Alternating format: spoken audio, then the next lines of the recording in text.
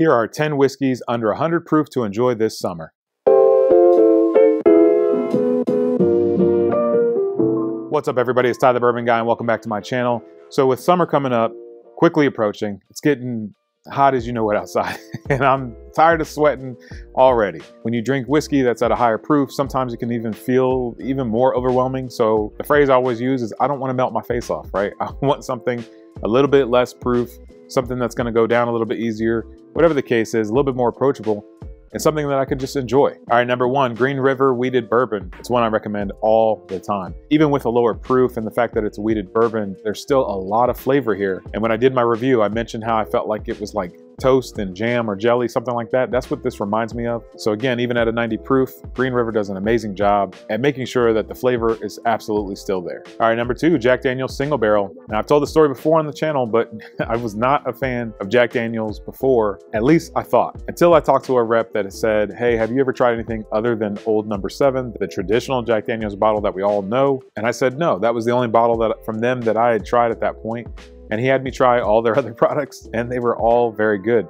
But this one is the one that caught my attention right off the bat because it was one of the first ones I tried. And it's a 94 proof bottle, fantastic. And if you get a store pick of this, bonus points for sure. But I think even the regular offering is still very good and still one that many people would probably enjoy. The thing to keep in mind is when you have a batched whiskey like what Jack Daniel's is, where they're taking thousands of barrels and mixing it, trying to get a certain taste profile, that's one thing. But when you pull one of those barrels out of that batch and you just say, here's what the whiskey is, and we're not aiming for a specific taste profile, then in my opinion, you can really see what that whiskey is and what it can do. And to me, this is just a reminder that Jack Daniel's absolutely knows how to make very good whiskey. All right, number three, this one's from Redwood Empire called Lost Monarch. Now this is one that I don't really see. I think originally I saw it get a lot of attention and then it kind of fell off. I don't know. I don't really see many people talk about this bottle anymore. And that makes me think about what I mentioned before about, you know, we try different things, we buy different things, but what about a repeat buy? What's something I'm going to keep coming back to? Originally, I tried this because Redwood Empire actually sent me a bottle to try. I shared that bottle, we finished that bottle off, and I had to go get another one right away. I mean, so that to me speaks to how good I think this is. Now, this is a blend of straight whiskey, so it's their blue rye, a mix between bourbon and rye whiskey. So I think it's not going to be for everybody. I think you have to have an appreciation for that sort of blend or rye whiskey in general. But if you're open to the idea of trying different things, especially one that's at 90 proof, I think that this will still bring a lot of different flavors and it will kind of go in a different direction than your typical Kentucky straight bourbon. So I know we can get kind of lost in the sauce with the bottled and bond and their cask strength versions and all that stuff. And those are all very good products, but don't forget that their regular baseline series is still great as well. All right, number four, Elijah Craig Small Batch. Now, for those that maybe only have like 2 or 3 bottles of whiskey in your collection altogether, maybe you keep something kind of small in a bar cart, whatever at home. I'm guessing Elijah Craig is either on that bar or has been on that bar at some point in time. It's such a popular whiskey. It's one that's around everywhere, feels like. And it's definitely one that is a solid one to have on your bar. I wouldn't say this is where a lot of people necessarily start with bourbon, but some people do. And some people maybe get their start somewhere else and then kind of elevate themselves to Elijah Craig and then just kind of hang out there. And I think within good reason. It's a very good bottle. And I think that the barrel proof has kind of gotten a lot of the attention, but don't forget that the 94 proof bottle brings a lot to the table as well. All right, number five, Evan Williams 1783. Now, this is also a Heaven Hill product, similar to Elijah Craig. And I think that the bottled and bond, the white label, Evan Williams gets a lot of attention. That's 100 proof. And if I had a 100 proof video, it'd be on there.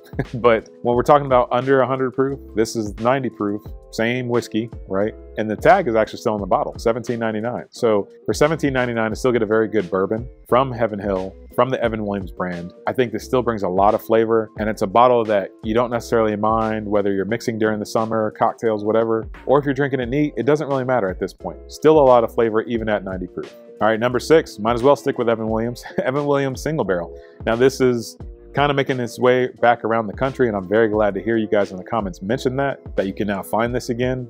That's wonderful, because I think this is a great bottle. It used to be around 30 bucks. Sounds like that price is creeping up. Makes sense though. 86.6 proof, and I think the nature of it with the flavors of that soft vanilla, some honey notes, for me at least, some of those notes are on the sweeter side with this bottle. I've heard this as an alternative to Blanton's because it's a single barrel. So I hope that price doesn't continue to creep up, but I think this is still a great bottle. If you can find this one, I would say maybe go with this one. If you can't find this one, I think the 1783 is still a very good bottle. All right, number seven, Maker's Mark 46. Maker's 46 has a special place in my heart. I feel like no matter what I throw at this bottle, if I want to make a cocktail, if I want to mix this, if I want to drink it neat, drink it over rocks, whatever it is, it doesn't matter. This bottle does not miss. I love Maker's 46 and I recommend it all the time. A lot of the times people kind of cut their teeth in the bourbon game with regular Maker's Mark. And so when they're trying to figure out somewhere else to go, that kind of already tells me that you enjoy Maker's Mark in that profile. So now kind of elevating this into Maker's 46, I think is a great option for sure. And I feel like that 94 proof, that's just like a sweet spot if you're gonna go below 100. It's not always necessarily the point. There could still be some bad whiskeys at 94 proof.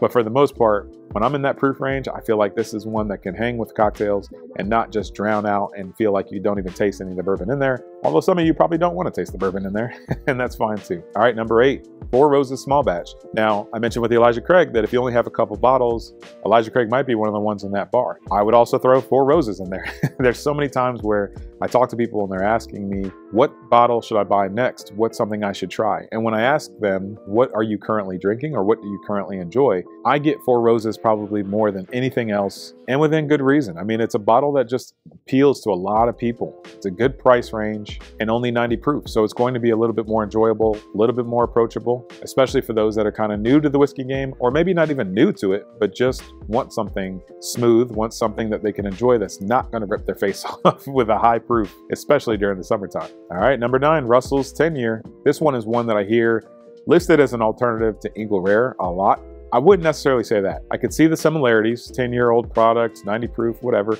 I don't feel like the profiles really line up. Just because you enjoy Eagle Rare does not mean you'll enjoy this, but I do think it's a great 10-year product. I think Wild Turkey has a specific flavor profile, so I think you have to enjoy that if you're gonna enjoy this bottle. But if you're trying to figure out whether you like Wild Turkey or not, I think this is a great place to start. Either this or Wild Turkey 101 will kind of get you in the ballpark of what to expect. But the Russell's line to me, I don't know. I don't know if it's the packaging or what, but the Russell's line is one of my favorite lineups in whiskey. They have the 10-year, they have the single barrel, they have the rise, now they have the 13 years. All very good products. But in terms of one that's a 90 proofer, this is where it's at. And number 10, Frey Ranch Bourbon.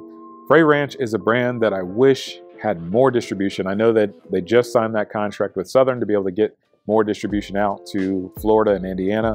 I'm happy with that, being in Indiana, but I wish that more people across the country could try this. It's an excellent brand, one that does grain to glass, meaning that they literally do everything from growing the grain into making the whiskey and bottling it. Everything is done in-house and the quality is there. They don't seem to take shortcuts, and if they wanted to mass produce and all this other stuff, they could take some shortcuts and do it a different way. But they have chosen to stick to what they know, to stick to how they do it. And because of that, it's a little bit harder to find. But I have seen this one online. So if you don't have this bottle readily available in your area, I would definitely check some online retailers. And that does it. That's 10 bottles to enjoy this summer.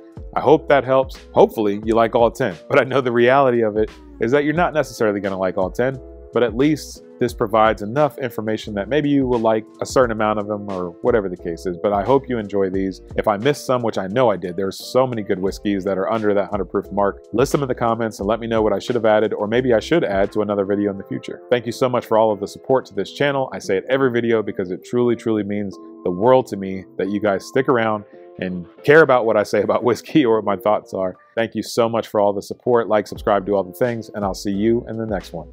Cheers.